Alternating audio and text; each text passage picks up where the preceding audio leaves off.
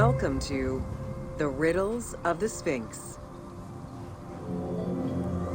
A sphinx was originally meant to be a personification of the king. The human head, wearing pharaonic regalia, was fused with the body of a lion, thus sharing the qualities the powerful animal possessed, namely its power, the swiftness of its attack, and its majestic authority. By these very virtues, it was also considered a symbol of protection. Unsurprisingly, statues of sphinxes could be found along the dromas, protectors of the path taken by the gods to reach the temples.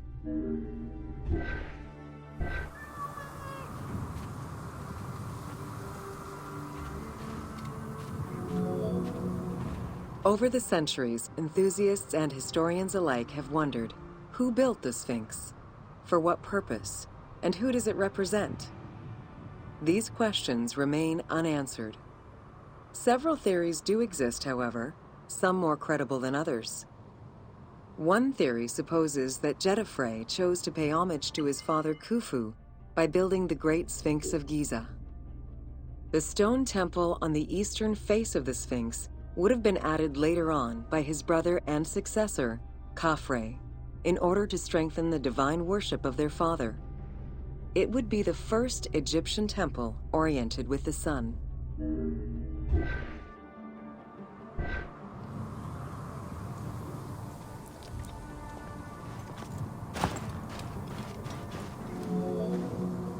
Another theory suggests that the Sphinx was built by Khafre and was meant to represent him.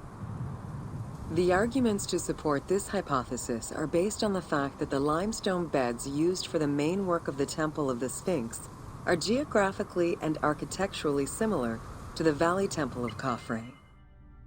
Some believe that Khufu himself built the Sphinx, which was later finished under his successors, Giza and Khafre. These arguments are based on the stylistics of the engraving, the typology of the nemes, and the absence of a beard at the time of construction.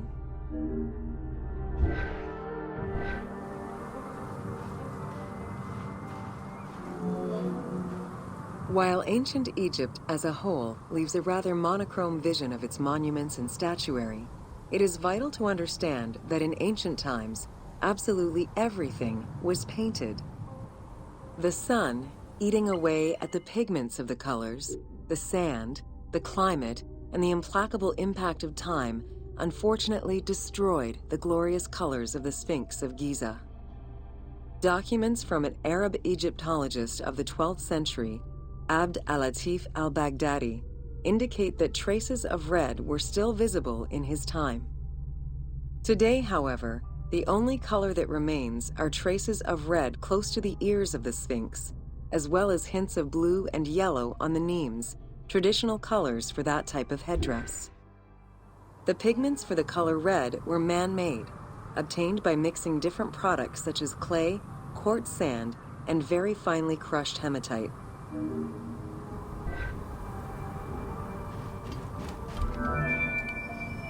Red had a strong symbolism in ancient Egypt. It was both the color of life and the color of death. It could represent the sands of the desert or the brilliance of the sun. Red was also associated with the god Seth, vengeful and destructive. The Egyptian word for red, deshur, is also the word which was used to signify the desert, or the royal crown of Lower Egypt. In art, red was also the color used to paint the bodies of men, while yellow was used for women. It is possible that there were also color restoration efforts during the Saite period about 600 years before Cleopatra's rule, as indicated by notes on the inventory stele, discovered in 1858 by Auguste Mariette. It is because of this that the team made the decision to display it with its full range of colors, even though the Sphinx's colors would have likely faded by Cleopatra's time.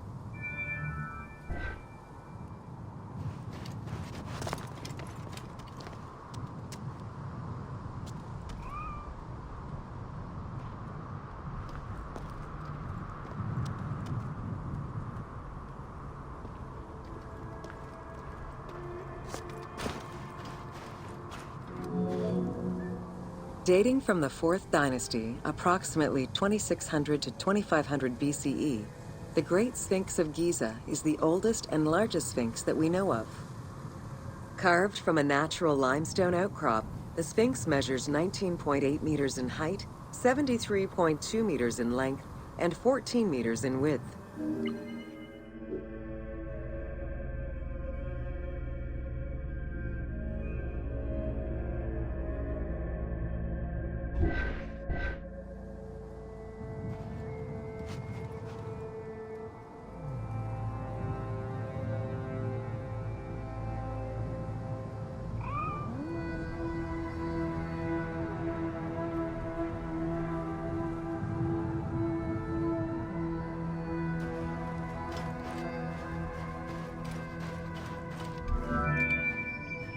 In order to bring polish to the imposing monument, several blocks of limestone were added after the initial construction phase. Since then, there have been numerous attempts at preservation. The polish present in the game integrates some aspects of modern restoration attempts. The team made this choice to present a more iconic version of the Sphinx of Giza to the player. Today, the Sphinx is called the Terrifying One. This appellation is translated from its Arabic name, Abu al-Hal, which in turn was derived from Baluba in Coptic.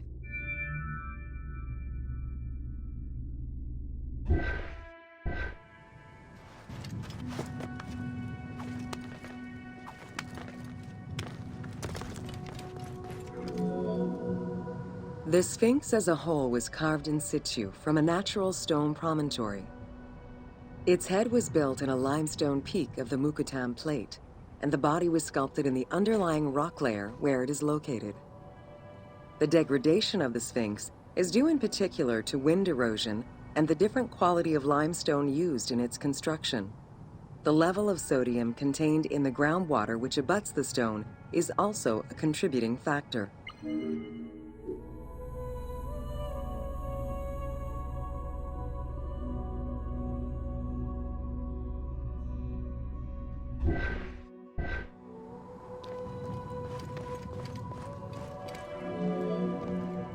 The natural bedrock is seen through the oblique natural strata of the Sphinx's body that are similar to the surrounding limestone.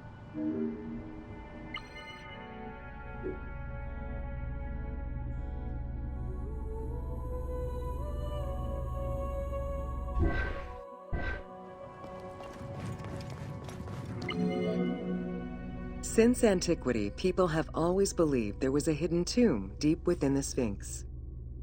It is thought that attempts to plunder the Sphinx began as far back as the First Intermediate Period.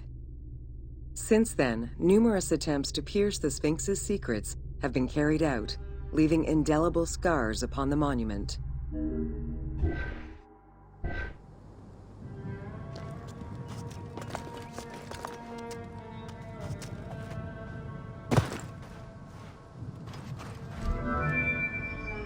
"12 meters long and cut during pharaonic times, another entrance in the back of the Sphinx aroused curiosity.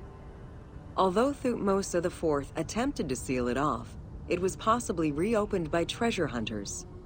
It was rediscovered by Howard Vyse and mapped more recently by Mark Lehner. This entrance at the back of the Sphinx leads to different cavities of a few meters each, in directions going inside the statue's body and under the surface. The team has used this opportunity to extrapolate a little more.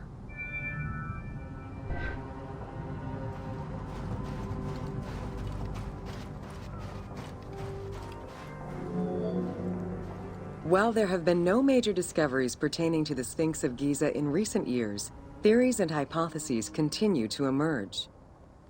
Without validation provided by archaeological sources, however, they remain unsubstantiated.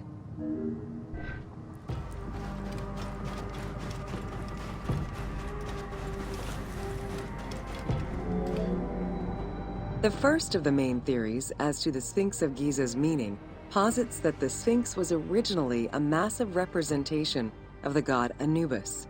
Its principal arguments are that the head of the Sphinx is disproportionate compared to the size of its body. The second theory believes that the representation of two sphinxes on the stela of Thutmose IV would indicate that another stone sphinx had existed on the site itself, possibly even in paired symmetry on the other side of the Nile. However, neither of these theories can be verified in any way.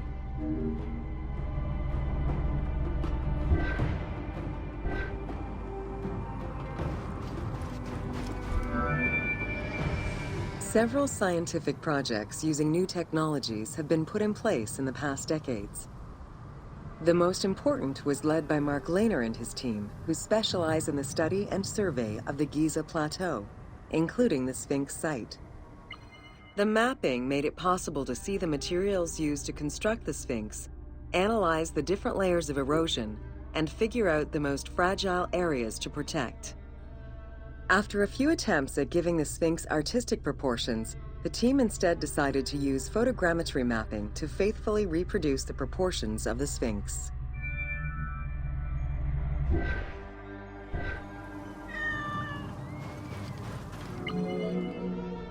What the Sphinx of Giza represented during its construction and how the Sphinx was perceived by the Egyptians of the New Kingdom are two very different matters. Originally a representation of the king imbued with the power of the lion, the Sphinx was eventually viewed as a direct representation of the Most Divine. It is theorized that kings of the New Kingdom believed that the Sphinx of Giza was the one who recognized and legitimized the ruler of Egypt. Thus, despite the fact the Sphinx of Giza was partially buried under the sand during his reign, Amenhotep II knew that the monument was of great importance.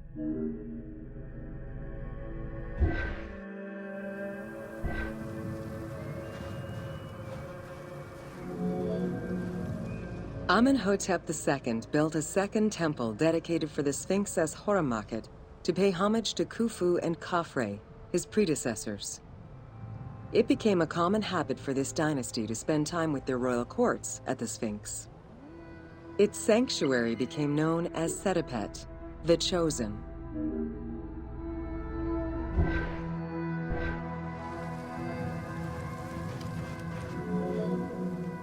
Egyptologist Mark Lehner believed that Amenhotep II built a statue of himself anchored between the paws of the Sphinx, likely to legitimize his reign, alongside a stela found by Salim Hassan.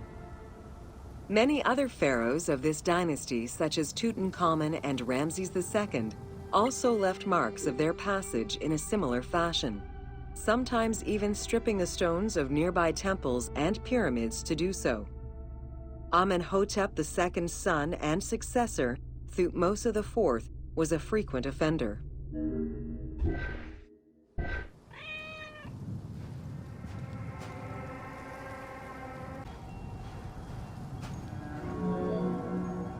While sleeping between the Sphinx's paws, the future Thutmose IV saw in a dream the god Horemakhet proclaiming his coming accession on the throne of the two lands. This was, of course, on the condition that he remove all of the sand covering the Sphinx, which stood guard as the personification of the god, and should thus never be engulfed by the sands of the desert.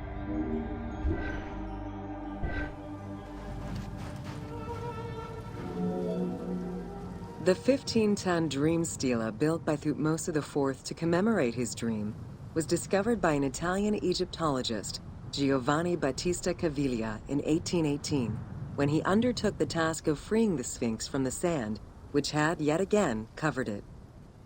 Caviglia was looking for an entrance into the structure of the Sphinx, but instead he discovered an open-air chapel and stelas between the paws. Ashes from a ceremony were still present. Protected by sand, they quite possibly were from the last ceremonies in Roman times.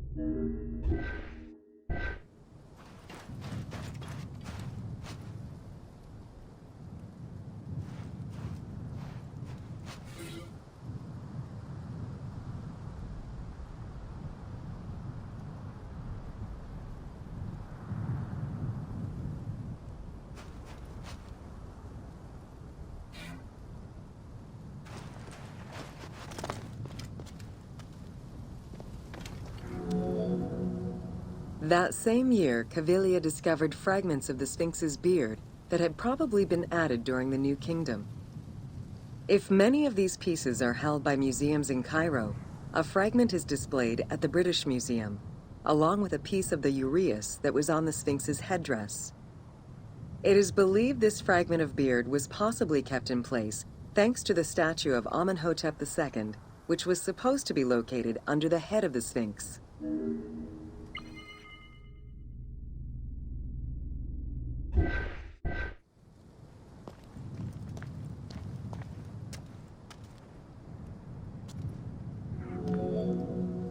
A popular cultural legend purports that the nose of the Sphinx of Giza was lost during the time of Napoleon Bonaparte to the cannon fire of French soldiers in training.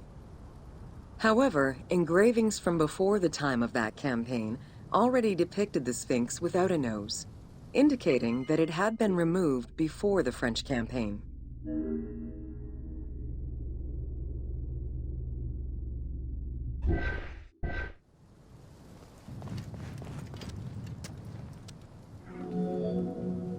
The most plausible hypothesis is based on the research of the German historian Ulrich Harman.